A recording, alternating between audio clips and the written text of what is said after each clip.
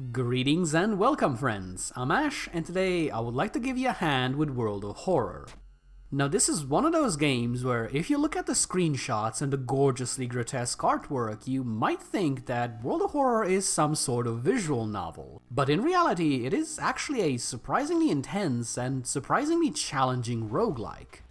As I've mentioned throughout my review, it is very easy to make a series of mistakes that will absolutely cripple your character, both in combat and during regular investigations.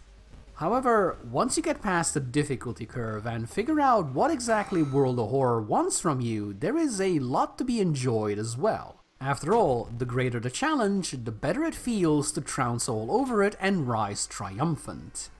So if you're thinking about diving in yourself, allow me to give you some handy tips and advice to help you avoid being devoured by a spider god or just set ablaze for all eternity. So without further ado, let us begin. First and foremost, there is a handy little secret hidden within your wardrobe. The figurine standing on the top left shelf contains a tiny bit of money, and you should absolutely take that on every single playthrough. It might not sound like much, but a little bit of extra cash in the early game can sometimes be exactly what you need to set yourself up for a good run.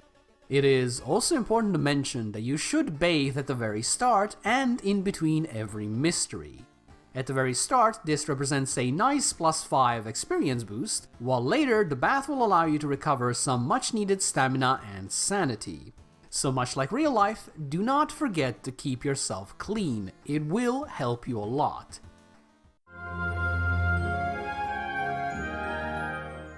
World of Horror is going to present you with countless decisions throughout any given run, and very few of them are going to be purely positive. For most of them, you're going to be faced with either taking a small loss in order to avoid the situation, or taking a big gamble that can either hurt you severely or give you something of interest. The important thing here is to manage your risk. If you don't have much perception, trying to search a body for clues is more often than not going to end in disaster. On the other hand, if your character is quite knowledgeable, investigating mysterious runes is more likely than not going to result in you getting some juicy experience. There is no exact rule that will tell you when you should go for it and when you should play it safe, but just remember that you need to go through 5 mysteries and then a final zone in order to actually win. So don't waste all of your health early by taking bad risks, as that will come to bite you later. On the flip side, also don't become paranoid and avoid every event, as the occasional calculated risk will help you get ahead of the curve. It is a fine line to walk, and something you'll get better at the more you experiment, so whatever you do, just don't get discouraged.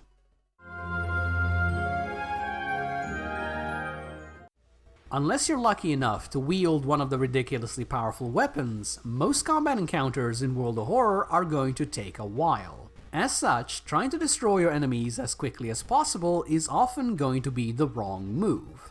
After all, you don't want to win a fight but leave with such little health that even a stiff breeze suddenly becomes a deadly threat to you. So unless you're able to burn the enemy down in a single turn or two, it is highly advised to use dodging or blocking together with your attacks.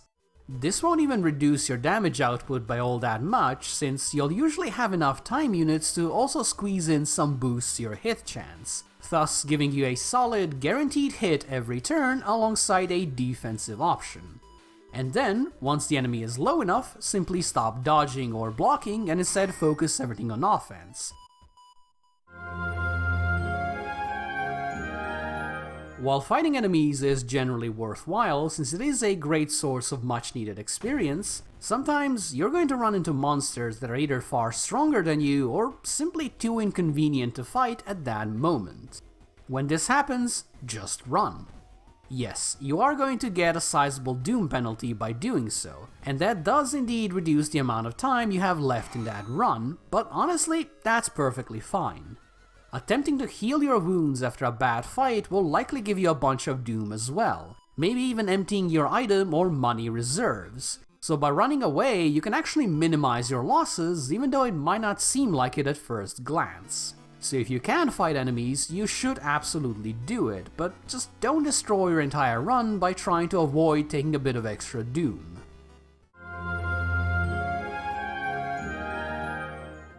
While going to the shops in World of Horror increases your doom, it is still something I would highly recommend you do. Having a quality weapon early, as well as a stat boosting item that can also help you with various events, will let you pull ahead of the curve and set yourself up for a much smoother run than what you would have by simply going in unprepared. The exact items don't even particularly matter. A hammer is just as useful as a dagger in the early game, and the same thing goes to the various equipable items like the flashlight, camera, or even the compass. Just having anything to help you out at the very start while you're still weak really is quite handy. That said, my personal favorite item is the Holy Candle, as it offers a nice stat boost while simply sitting in your inventory, can be consumed for an emergency heal, and has the potential to reduce doom by 9% through various events. For $2, you really just can't ask for more. In most games, achievements are just fun little extras, but in World of Horror they're incredibly important as they're used to unlock different types of items, characters, and locations for you to mess around with. Some of these achievements are fairly easy to complete and can be done as a part of any random run, whereas others are rather tricky and require some very precise maneuvering. As such, my advice would be to check the list of achievements in order to understand what sort of thing you should be looking out for while playing, as well as to write down a couple you might want to focus on. It is also worth mentioning that even the most basic of achievements are worth doing since new locations unlock based on the number of achievements completed. And some of these locations like the occult shop, pharmacy, and the monument can be of great use to any run.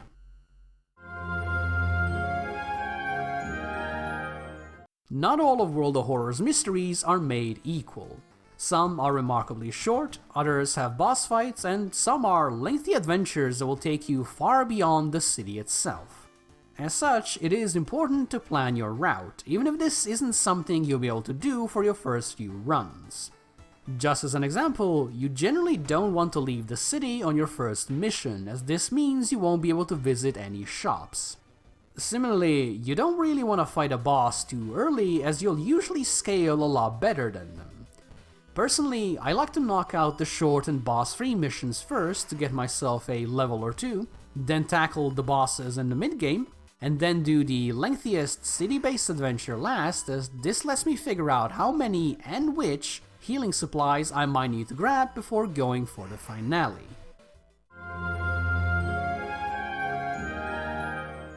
It doesn't matter how well you play. Sooner or later, World of Horror will erode both your health and sanity, thus forcing you to enact desperate measures in order to survive. This is perfectly fine. Do not be afraid to make horrific sacrifices if it means you'll be able to keep going. For example, if you're low on stamina and the only way you have to heal yourself will give you a curse, take it. Just take it. Even if you get super unlucky and land one of the deadliest curses in the game, it is still better than dying to a random event right then and there. Similarly, items and spells that reduce your maximum health but give you health right now are amazing. You're probably never going to reach that cap again anyway, so honestly, it's basically free healing with no downsides. As awful as this sounds, you don't actually have to save everyone. Your mission is to prevent the end of the world as we know it, and if this means that you have to throw a few people to the wolves along the way, then so be it. So depending on your current status, don't be afraid to go for the bad endings in certain mysteries in order to preserve your health. Trying to save everyone by doing a tough boss fight is commendable, but what good will any of that do if you get crippled in the process and end up losing the run in the next few minutes anyway? That said, if you're strong and healthy enough, you should consider fighting the bosses for the experience and potential item drops. But whatever you do, just don't overcommit to a sketchy fight because you're worried about failing the mystery. It really doesn't matter that much. And there you have it, 9 simple tips that will hopefully make your time with World of Horror nice and pleasant despite the whole, end of the world thing. That said, World of Horror is still a remarkably tricky game, even on the lower difficulty settings. So don't be surprised if you kick the bucket over and over again. Failure is only part of the learning process, and in the case of World of Horror, a key reason why the game is so addictive. After all, if getting to the top of that lighthouse wasn't such a monumental struggle at times, then victory just wouldn't taste as sweet. So just keep at it, learn from your mistakes, and you'll be cranking up the difficulty soon enough in order to keep chasing that feeling of triumph. Thank you guys for watching, and if you enjoyed this, or even if you didn't, please do let me know. If you would like to see more, make sure to subscribe, hit the stupid bell, pet your eldritch god, and do whatever other nonsense you gotta do these days. Thank you again for watching, and I do hope to see you soon. Bye bye!